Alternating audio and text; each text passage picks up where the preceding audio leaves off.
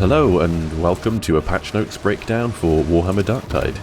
In this video we're going to go over all the changes, fixes and new features included in patch 1.0.20.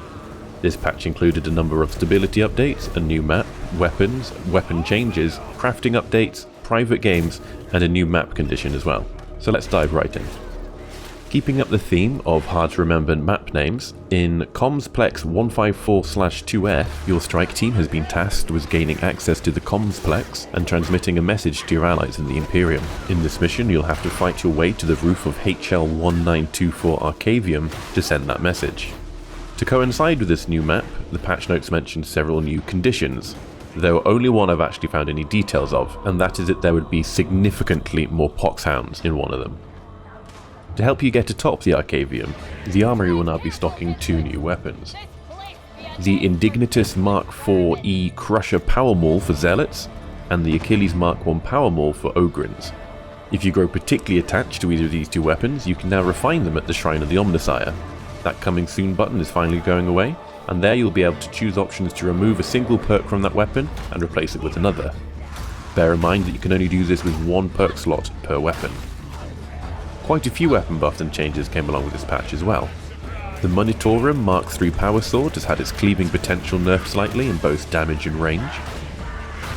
The Lucius Pattern Lasguns has had its ADS sight picture adjusted to be more clearer. Its charged shot has gone up from 1 to 2.5 seconds to get fully charged, but has had its ammo consumption reduced across all models, and its damage versus armor has been buffed by 10%. And one last little tweak is that they've buffed the animation speed of the bayonet slash by half.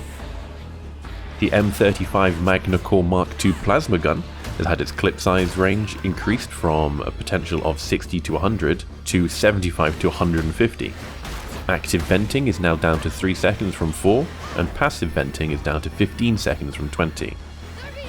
The Zerona Mark II-A Quick Draw Snub Revolver has had its ammo reserves increased and improved damage at range. The Varrox Mark III, 7, and Agrippina Mark 8 Headhunter autoguns have had their vertical recoil reduced and a damage buff generally across all models. The Tritolsky heavy swords are also getting a buff, in more ways than I can briefly summarise, but you can see them on the screen.